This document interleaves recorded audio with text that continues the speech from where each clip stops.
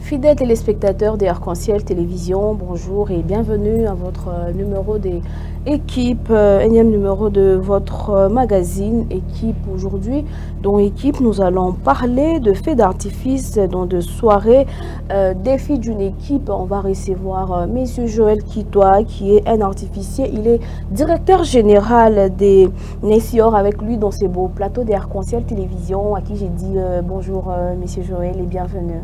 Bonjour Madame Nadia et merci de m'avoir reçu. En tout cas, c'est vraiment un honneur d'avoir accepté notre invitation. C'est l'honneur est partagé aussi. En tout cas. Voilà, nous allons commencer, Monsieur Joël, avec notre toute première question. Parlez-nous brièvement de votre structure. Si je peux vous parler brièvement de notre structure, Nexior, c'est une entreprise, normalement, c'est une entreprise légale. Nous n'avons pas voulu avoir quelque chose qui n'est pas légal, mais nous avons voulu avoir une entreprise légale. Et cette entreprise a pour but d'innover et de rendre certains événements un peu spéciaux. Vous voyez, c'est le but de Nexior dans la ville de Lubumbashi. Pourquoi Nexior et ça, depuis combien de temps que ça c'est dans la ville de Lubumbashi? Bon, ça fait déjà 4 ans. Nous avons choisi Nexior parce qu'il y a l'ensemble de la neige et de l'or. La neige parce que c'est le blanc, la pureté qui montre une pureté, et l'or qui montre, en d'autres termes, le fruit du travail. Parce que si l'or montre toujours qu'il y a quelque chose qui brille, quelque chose de valeur. C'est voilà pourquoi nous avons choisi Nexior. Ok, Monsieur Joël, vous êtes le directeur général de cette entreprise-là. Que faites-vous au quotidien?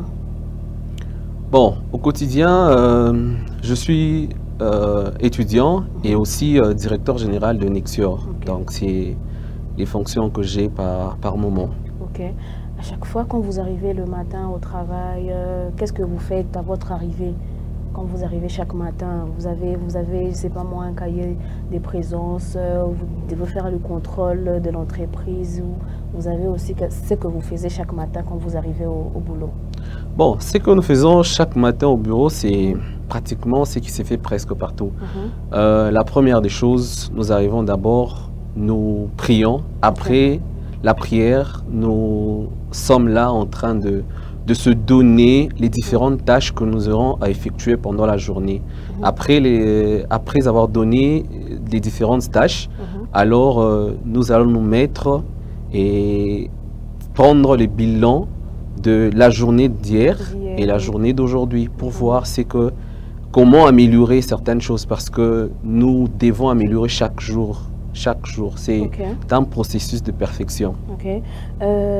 Comment êtes-vous organisé pour rendre vos services efficaces? Bon, la seule chose que je pourrais dire, la première des choses, c'est la préparation. Parce que sans préparation, tout serait nul. Parce que nous avons eu à avoir plusieurs choses, plusieurs équipes, plusieurs institutions. Mais sans une bonne organisation, on ne parviendra pas à avoir les résultats que nous avons aujourd'hui. Donc, les fruits que nous avons aujourd'hui, c'est le fruit d'une bonne préparation, parce que la préparation nous a aidé énormément et elle nous aide toujours à obtenir de très bons résultats. Vous êtes directeur général. Oui. C'est très bien que vous travaillez en équipe. Oui. Vous avez une équipe de combien de personnes et quel est le rôle de chaque membre de l'équipe? En moyenne, c'est une équipe de 20 personnes parce que ça varie. Si nous avons plusieurs commandes, il y a certaines personnes, certaines main-d'œuvre qui viennent parce qu'elles nous permettent d'augmenter l'effectif de l'équipe. Mais la moyenne est de 20 personnes. Dans l'équipe que nous avons un chargé de marketing, un chargé donc un comptable, un chargé de logistique, un chargé de ressources humaines. Donc c'est un peu l'équipe que nous avons à notre disposition. Quels critères qu'il faut avoir pour être membre de votre équipe? Bon, le critère, il n'y a pas vraiment un très grand critère, mais nous choisissons les personnes sur base de leurs compétences et de leur aisance. Parce qu'il y a certaines personnes qui se sentent à l'aise lorsqu'ils sont à la logistique, lorsqu'ils se sentent au marketing. Et c'est à partir de ces critères-là, nous avons dû jauger, voir là où la personne se sentait bien à l'aise. Et voilà pourquoi nous avons jaugé que cette personne peut faire partie du marketing, peut faire partie de la logistique. C'est sur base des compétences et de l'aisance de la personne. Ok. Quels sont les challenges que votre équipe relève dans ces secteurs-là, dans votre secteur d'artificier? Le challenge, c'est premièrement de rendre l'événement correct. Parce que chez nous, la satisfaction du client, c'est la priorité. Parce que si le client n'est pas satisfait, c'est un client de moins. Mais lorsque le client est satisfait, nous aurons une bonne réputation et une bonne publicité devant les autres membres ou les autres personnes. Voilà, Monsieur Joël, comment vous vous y prenez pour relever ces challenges-là? Comme je l'ai dit tantôt, c'est juste question de préparation. Parce que si je ne me préparais pas à ça, c'est vrai, au début, il y a eu certains défis, tout ça, certains problèmes. Mais avec une bonne préparation, des objectifs, tout ça, alors j'ai su petit à petit arranger les petits défauts, les petits problèmes, jusqu'à ce que... Parce que la perfection, c'est un processus. Donc, nous devons être perfectionnés chaque jour, chaque jour, chaque jour. C'est juste, c'est comme ça que nous arrivons à parfaire aux petits défauts, aux petits problèmes qui sont là. Donc, c'est une question de préparation. Monsieur Joël, est-ce que parmi votre équipe, il y a quelqu'un qui fait le mieux plus que vous? Le mieux plus que moi, je ne pense pas. Pourquoi? Parce que moi, en tant que directeur général, je suis obligé d'être à 120%. Parce que si je ne suis pas à 120%, les autres prennent comme modèle, premièrement, c'est moi. Parce que si moi, je ne fais pas ce qui est correct, je suis là, je suis mou, tout ceci, tout cela, ça n'ira pas. Voilà pourquoi je suis le premier travailleur. Je donne l'exemple parce que je suis un leader, je suis un manager. Donc, je donne l'exemple aux autres et c'est les autres qui sont derrière moi, qui me regardent parce qu'ils me jaugent aussi. Si je ne suis pas jaugé, ils regardent que le chef est travailleur. Donc, tout le monde est obligé d'être travailleur sur base des résultats que j'ai, sur base de fruits de mes travaux. C'est comme ça. Monsieur Joël, vous avez 3, 4, 5 commandes le même jour, à la même heure. Comment vous arrivez à départager votre équipe? Bon, 5, 4 commandes, c'est peut-être, c'est vraiment peu parce qu'il arrive ça arrive qu'un certain samedi, nous sommes à 15 commandes, 10 commandes. Donc, la manière dont nous arrivons à départager, ça dépend. Déjà, on sait que le week-end, il y a trop de mouvements, il y a des embouteillages, il y a ceci, il y a certaines personnes qui partent s'amuser, tout ça. Alors, la manière dont nous procédons, c'est que dans certaines salles, nous apportons le matériel la veille. Même 2 jours avant, ça peut arriver. Parce que si nous arrivons que la commande est énorme, nous arrivons à faire même pendant 2 jours avant. Et c'est comme ça que nous arrivons à départager. Il y a certaines personnes que je jauge, toi tu iras là, toi tu vas aller là. Donc c'est comme ça que nous faisons. Nous préparons déjà la veille ou bien même une semaine avant. C'est comme ça que nous faisons toujours. Est-ce que êtes-vous toujours derrière votre équipe pour que le travail soit bien fait? Non, pas forcément. Pas forcément. Parce que si j'étais toujours derrière les membres de mon équipe, ça sera épuisant et on ne saura pas évoluer. Parce que la première des choses, chacun connaît son rôle. Chacun sait que ce qu'il est en train de faire, c'est quelque chose d'important. Donc voilà pourquoi je ne suis pas derrière toute mon équipe. L'équipe est consciente, elle sait réellement que nous sommes là pour avoir des objectifs, pour accomplir certaines choses. C'est comme ça, je ne suis pas derrière trop mon équipe. Comment vous arrivez à garder le contact avec vos clients? Garder le contact avec le client, premièrement, c'est la manière dont d'abord nous recevons le client. Parce que un client qui est bien reçu, qui se sent à l'aise, a des fortes chances de rester. Parce que la bonne manière, tout le monde a besoin d'avoir une bonne manière. Tout le monde a envie d'être dans un cadre où il se sent à l'aise, il se sent bien. C'est la première des choses d'abord, parce que nous ne voulons pas nous arrêter là. Et nous voulons avoir une publicité ou faire encore plus que ça. Parce que les clients est très important. Il y a une certaine logique qui dit, lorsque tu perds un seul client, c'est comme si tu perdais trois autres clients. Et au fur et à mesure, ça a commencé à se multiplier. Et puis, on sait bien que les mauvaises nouvelles, c'est propage plus facilement que les bonnes nouvelles. Donc, voilà pourquoi nous faisons toujours des efforts que notre client soit d'abord, premièrement, à l'aise, se sente confortable et qu'il ait un bon confort autour de nous et dans notre entreprise. C'est comme ça. Ok. Monsieur Joël, après un travail rendu, comment votre équipe assure le suivi auprès des clients? Après le travail rendu, mon équipe assure le suivi de notre client parce que la première des choses, c'est que nous devons rendre notre client satisfait. Parce que si le client n'est pas satisfait, il y a certaines choses, certaines répercussions qui peuvent intervenir. Parce que un client satisfait a de fortes chances de parler aussi à la personne de son voisinage que non. Mon mariage a été magnifique, mon mariage a été comme ça grâce à telle équipe. Parce que on sait bien que si le client n'est pas satisfait, il y a de fortes chances que la mauvaise publicité de l'entreprise se fasse. Il y a de fortes chances que nous puissions avoir une mauvaise réputation. Et aussi parce qu'on sait bien que les mauvaises nouvelles se propagent plus rapidement que les bonnes. Voilà pourquoi il est très important. Nous faisons de notre mieux que le client se sente à l'aise. Il se sente bien dans notre entreprise. À chaque fois qu'un client vient, on prend ces clients en considération parce qu'on ne sait jamais. La vie est courte et nous avons besoin de ces clients pour embellir, pas seulement pour avoir l'argent, mais pour satisfaire d'abord la première des choses, satisfaire le client. Et c'est ce qui est très important. Ok. Monsieur Joël, demain ou après-demain en déplacement, il y a des commandes qui viennent à son absence. Êtes-vous sûr que votre équipe est capable de faire un bon travail à votre absence? Oui, je suis très sûr et certain parce que je suis en train de préparer certaines personnes petit à petit. Parce que je ne suis pas indispensable.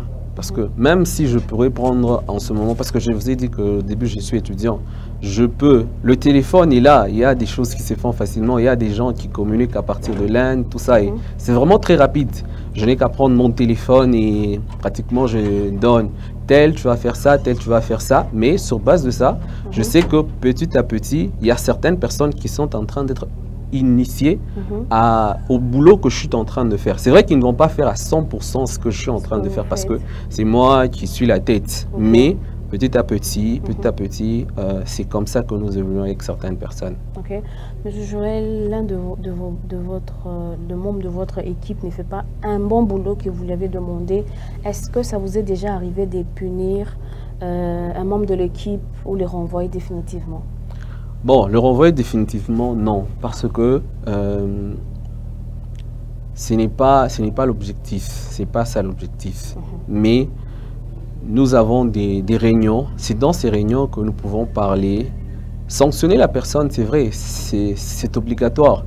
Dans toute institution, dans toute entreprise, il y a des sanctions. Parce qu'on sait que sans l'ordre, sans la discipline, ça sera la jungle. Ça, tout le monde le sait. Donc, ça sera une jungle. Voilà pourquoi la discipline est là. Il arrive que nous puissions donner des sanctions à un membre de l'équipe. C'est tout à fait logique. C'est quelque chose qui se passe. Donc, pour un bon fonctionnement aussi, la discipline, elle est obligatoire. Ok.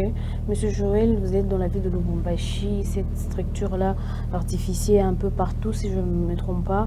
C'est quoi votre différence avec d'autres structures d'artificiel? Bon, la différence avec nous, c'est que nous, d'abord, nous rendons un service de qualité. Si vous prenez les différentes photos, les différentes vidéos que nous produisons, vous verrez qu'il y a une très grande différence parce que nous donnons un service de grande qualité. Ça, c'est pas pour se vanter, mais c'est vrai. La qualité chez nous, c'est la priorité. Et puis, comme je l'avais dit tantôt, notre objectif, c'est de satisfaire le client.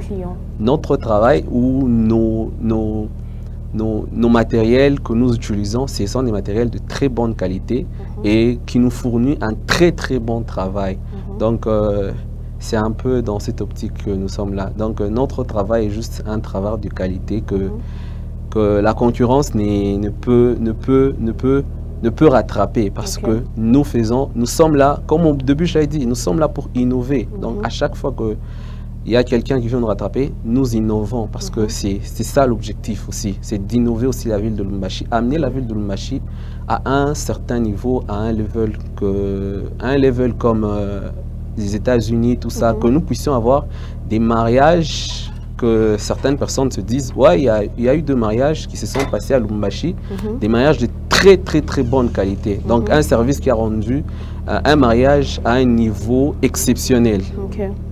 Monsieur Joël, voilà, quelles sont les difficultés que vous rencontrez au sein de l'équipe et dans votre structure et comment vous les surmontez? Bon, les difficultés, il y en a, mais elles sont minimes. Elles sont très minimes parce que, comme je l'ai dit tantôt, c'est juste une question de préparation. Parce que sans une bonne préparation, nous ne serons pas... je ne pense pas que même qu'aujourd'hui, je serai sur ces plateaux. Mais grâce à la bonne préparation, notre équipe a su aller à un niveau, à un stade plus élevé que celui qu'il était avant. Donc, c'est juste une question de préparation, comme je l'ai dit avant. La préparation chez nous, c'est une priorité. C'est la première des priorités. Monsieur Joël, est-ce que vous comptez agrandir l'équipe ou vous n'avez pas encore ces projets-là jusque-là? Vous attendez d'abord rester, évoluer avec la même équipe de plus ou moins 20 personnes? S'il faut grandir l'équipe, oui, c'est obligatoire de grandir l'équipe parce que Lubumbashi est là. C'est vrai qu'il y a parfois, nous partons à Kolwezi, à Likasi, mais nous devons agrandir l'équipe. C'est une obligation parce que l'équipe doit grandir pour se propager aussi plus rapidement. Comme ça qu'on ait la possibilité d'être à Lubumbashi, à Kolwezi, à Likasi, peut-être qu'à Soumbale ça aussi. Donc c'est l'objectif d'agrandir l'équipe, c'est une obligation, c'est obligatoire. L'équipe ne doit pas rester au même niveau que nous sommes aujourd'hui. Nous avons l'objectif d'agrandir cette équipe. Oui, vous avez l'objectif d'agrandir cette équipe. Il y a une question qui me vient à l'esprit, Monsieur Joël. Votre équipe, elle est mixte? Bon, pour le moment, elle n'est pas encore mixte. Pour le moment, elle n'est pas encore mixte. Mais il y a certaines, comme je vous ai dit, l'effectif varie. Il y a une moyenne de 20 à 25 personnes. Donc, c'est une moyenne. Il y a certaines personnes qui sont là pour, par exemple, le marketing, ceci. Et c'est plus les femmes qui sont dans l'équipe qui nous aident plus pour le marketing. Sinon, c'est dans cette optique. Mais ici, il faudrait peut-être travailler aux différentes salles, tout ça. Mais là, ça dépend. Mais il y a parfois aussi, ça arrive que nous puissions avoir, nous avons besoin d'aide en termes de décoration. Parce qu'on sait que les femmes ont quand même une bonne vision. Donc cette féminité-là apporte à que certaines choses puissent avoir une bonne clarté, que ça soit beau. Elles ajoutent un peu le beau dans certaines choses. C'est un peu ça.